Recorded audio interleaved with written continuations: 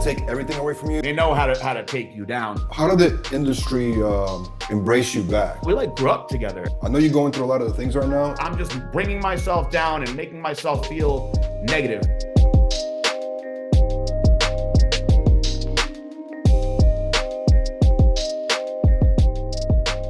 Now that you're back from prison, right, you're a free man. So obviously you're not part of Blackstone Labs anymore, but were you able to save your assets or after penalties, did it take everything away from you? Like I remember you had Ferraris and you had all these pythons, you know what I mean? You had a crazy lifestyle. Yeah, so they took just about everything.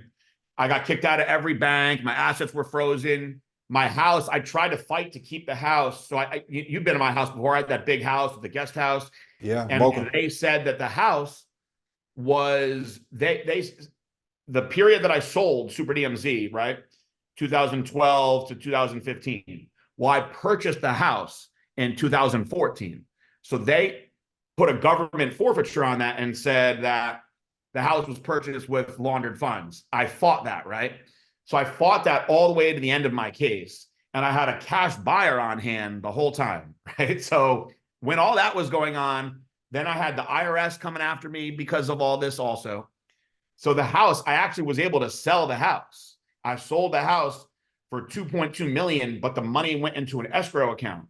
So if I went to trial and won, the bank and IRS would get paid and I'd get all the rest. And since I lost, the government took all the rest of the money. So I wound up with $0 from the sale of that house. I had an SLS Mercedes they took. Of course, they didn't shut down Blackstone Labs, but they're banning me from being a part of it. But the one thing that I didn't lose, man, and I'm not trying to be funny because it's the most important thing out of all of it, is I didn't lose my fiance. So, a lot of guys get left when they're in prison, and all the stuff that I did lose, like you can't say she's a gold digger because I lost everything. So it's the one thing I kept through all of it. So what now, PJ? I mean, so you lost all these possessions, right? You have your freedom, you have your fiance, you have your dogs. What's the plan? What do you want to achieve? So I really truly thought I was going to be able to go back to Blackstone. So I'm in the process of my plan Bs right now. So I want to be involved in supplements. So if my probation officer will let me stay in this space, I'd like to see about if any of there's people that I'm friends with that are passionate about the same things that I am. So I might not be able to own a company, but if I'm able to be a face of a company and be involved in the industry in a way where it doesn't conflict and hurt Blackstone, because I don't want to hurt those guys. I love those guys. I want to stay in this space. So I'm probably going to start, because I have extra time, setting up my podcast equipment and just doing podcasts like I used to, but I'll do that. And I have a lot of ideas, but I'm really not positive on the direction I'm going to go since this just happened. I have faith in myself, and I'm getting married later this year, so I'm focusing on that, starting my family, having a baby. But as far as the industry, I'm never leaving this industry. I'll figure out I love bodybuilding.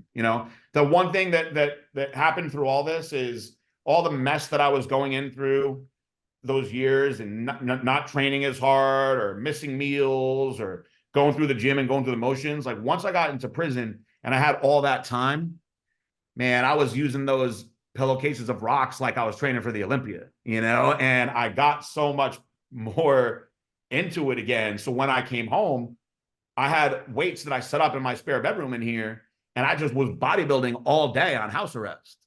And I lost, because I got fat in prison. So I lost 30 pounds just from working out again. How fat did you get? What's that? How fat did you get in prison? I'll show you a picture when we get off this. I hit 280. And when I got home, my first day home, I was 263. And I got down to 236. But once I got back on the HRT, right now I'm about 241. But I filled out a lot more. A lot of the muscle came back. And I've been hitting the gym hard every morning. It's funny, this is what I was like in my 20s and early 30s.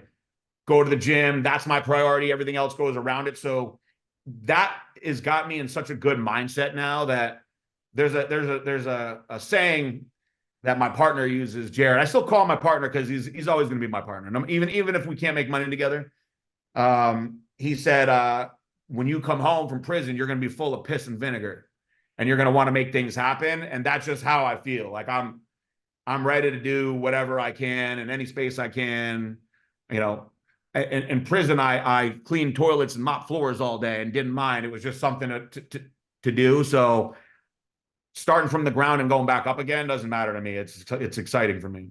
It's a very positive mindset. Yeah. Yeah. I feel, man, I'm just really happy, man. I'm happy to be home. You know, I miss my girl so much while I was gone. I miss my dogs. Like, Yeah. you know, I'm just thrilled to be back.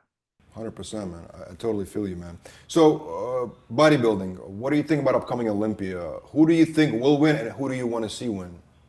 So I was shocked by, you know, because a lot of the top podcasters and people in the sport didn't pick. I've seen a lot of people's predictions. They don't have Derek winning, which I'm shocked about because it's hard to beat Mr. Olympia once you're Mr. Olympia. But the cool thing I see with bodybuilding now is it doesn't seem to be like a one-man show like it was for so many years. Mm-hmm. So I think, I don't bet, but if I was a gambler, my money, I'm torn between Hadi Chopin and Derek Lunsford. I think those two guys, for the height that they carry, the mass and conditioning they bring is freaky. I think the big wild card is what Sam Senduda is going to look like, because he's incredible. Mm-hmm. But there's a couple guys who will be in the mix and could push, right? One of them, Nick Walker, we know he's going to be in the top 5. Could he win it? Maybe. And I'm really impressed with, there's a couple guys that I'm impressed with that I don't see the same love for, but they're structurally just gifted. As Andrew Jacked is incredible. Mm-hmm. To be that tall and carry that frame with a tight waist, like, he's freaky. And I love the guy that Chris Cormier is coaching, Nexzilla. Like, what's his name? Rubio? Yeah. He's a freak. And I heard, like, when you see him in real life, it's like mind blowing. So I like to see him be in the mix. So, you know, there's some good bodybuilders now. The kid who was second at New York Pro, I thought was fantastic, Martin. Great shape. You know, there's some very good bodybuilders in the mix. It seems like there's more. I don't want to say it the wrong way, but, you know, like the NFL, there's a lot more parity in the NFL. Like, different teams win the Super Bowl every year. I feel like that's how bodybuilding is. There's a lot more. There's similar physiques. There's guys that are close that could win one and then not win. So I'm excited about it. I saw Dan Solomon speak on the Olympia recently, and I was like, man, I hope I'm allowed to travel, because I really want to go to the Olympia this year. So, do you think if you can do supplements, you'll be able to maybe rediscover yourself as the coach, like a guru, but you know, to the pros? I mean, possibly. Somebody else asked me that if I wanted to get involved in, like, these, you know, like these high-priced, big, like, coaching / life coaching things that people are doing that are having success. One of my old guys blew up. We had an athlete for years, Wes Watson, who's like huge now. So it's cool to see people doing that. I haven't thought about that just yet. I may get back into coaching. Shit, I might even sell workout equipment. Who knows? You know, I love this space. So, you know, possibly. Do you feel, though, if you will become a coach, then it can be, you're going to be kind of like, you know, maybe profiled, because you might have to deal with steroids or advice on that, and that can be a problem because now you're under the microscope. Possible. I may just stick to life coaching and telling people what to do to not end up in prison like me. Speaking of prison, I see a lot of guys now, and I think you mentioned that they're selling, like, you know, oils, and they're selling all these stuff online very freely. I mean, they put a disclaimer that it's not for internal use, but do you feel like they're walking on edge? Yes. I've told people before I went to prison, it's a matter of time before they will get you. And people, so this is what throws the misconception is, well, this product is not banned by the DEA. It's not scheduled by the DEA, right? Like a lot of the SARMs, for instance, right? They're in this gray area. But the FDA has made statements Same thing with like these oils, that they're not safe for human consumption. So people think, okay, well, I'm putting for research purposes only Right. on the bottle. But when you sell that to somebody, they don't have a research facility. And if the government finds that out, you're misbranding. You're going to get hit with what I got hit with. You're misbranding dietary supplements. Well, it doesn't say that it's a dietary supplement on the bottle. They know what they're doing. They know how to take you down. So Right. it's extremely risky. It's extremely risky. Yeah, I agree with you. So, last thing I want to ask you: when you came back home, right? People knew you came out of prison. How did the industry embrace you back? Are you getting warm response? Are you getting Yeah. some old friends, maybe not friends anymore? What's the aura like? So a lot of people, this is what they say, and I appreciate it. I mean, I was going to handle my business the way I did, no matter what. But a lot of people wrote me saying, I respect the way that you did your time. You didn't rat on anybody. Like, you took your time like a man. You did the most time. I respect the way that you handled it. And that's nice. I appreciate that. I haven't had anyone say anything negative, which is nice. I mean, there's going to be people that don't like me no matter what, but I had people that I don't really talk to that often, like the YouTuber Beast Mode Jones wrote me, and I didn't realize that he had done some prison time when he was younger, and he gave me some like really encouraging words of wisdom on how I'm going to be more grateful for things now, and I have a story to tell. I'll get out there, and I thought that was really cool that he took the time to write me when I got out, and I started speaking with him a lot, and I knew who he was from YouTube, but I didn't realize that he was such a nice guy like that. Chris Cormier actually reached out to me when I got out. He was one of the first people to welcome me back. Mm-hmm. And I'll tell you, a lot of people disappeared though. And my circle is a lot smaller now. So like, I appreciate, people that are popping back up now. But man, like when I was in prison, I really only spoke to a few people. Like, a few people wrote me. Like I've said it before, like on my Instagram, like Kristen Graham and Chris Graham wrote me every week, and my buddy Chris Graham, he ran my social media for me. Like, that meant a lot for me. I wasn't even paying him. He just did it for me, and like Nick Trigilli put money on my books. He was checking in with Marissa, and Marissa and his girl Chelsea are friends also, and they consistently did that. I had a buddy, Mike Peskin. He put money on my books every month, and like, that means a lot when you're in there. That helps out with commissary and things like that, because otherwise it would be just my dad and Marissa looking out for me. So, my partner Jared didn't bail out on me the whole time. Like, when I got home, he was like, listen, company struggled while you were gone. He's like, but I didn't want to give you anything to stress out more over while you were in prison. I've been in your shoes. I know it's stressful. Just want to see you get back on your feet the right way. And I got less people to text now, that's for sure. But the people that are around me mean a lot to me. 100%. Will there ever be a moment when you and Aaron can have a conversation one-on-one again? Yeah, I mean, it's funny. I was on the podcast with Chris and Dennis James and Milos, and Milos said, pick up the phone. I said, actually, I'm not even allowed to call him. I'll violate my probation. But I don't hate Aaron. I really don't. Like, I wish him well. Like, having that anger, I was really mad at him for a while.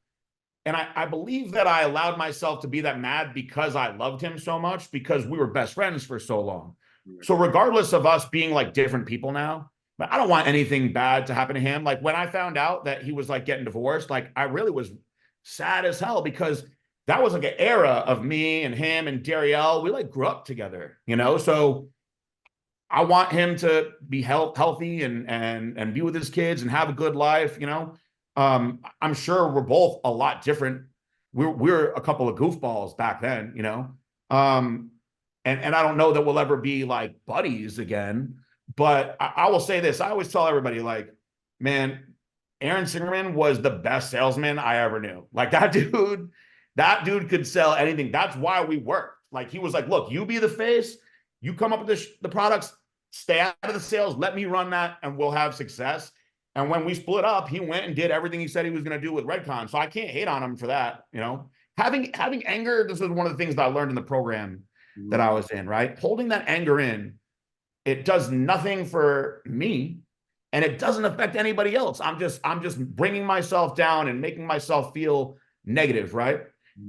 They don't know anything about it. It doesn't change their life. So why hold that in? So I had to switch my self-talks and switch them to positive and let it go. I actually had to do this thing in front of my people where I actually said, I had to read a thing, basically like it was like a letter to who you're mad at. I did two. I did one about him and I did one about myself because I was very mad. I've always been hard on myself, but I read these apologies like saying, I'm sorry to you for the way that things went and I'm letting it go. If you want to have a problem with me, that's on you, but I don't have any problem with you anymore. I wish you well. And I apologize for the way that things turned out between us. So if he sees this, I hope he does. Once we're off probation, we'll be able to talk to each other. I really do. I wish him well. I wish that it didn't happen because we were the best of friends for a long time. Absolutely, man. Listen, PJ, it's great to see you. You're a changed man. Obviously, I always enjoy talking to you prior to your prison experience. To me, you were never, I don't know. You're always humble to me. Like, you know what I mean? We always had great conversations, except for that one time. But other than that, you were great, man. So I know you're going through a lot of the things right now, and it's gonna be a process. But it's great to have you back. Thank you. I appreciate it. I'm happy that you gave me this opportunity, man. I still like everything that you guys do, like involving in the sport. Like this is what I love. I'm a fan of all of this. So being a part of it is what's fun for me. Absolutely, man. Let's definitely meet in person soon at some point when you can travel. Maybe you come to New York, or I'm definitely in Florida all the time. So let's definitely link up, man. Yeah, I would love to get up there. Thank you so much, man. Thank you, man. It was good to see you. Thank you, Vlad. Thank you, man.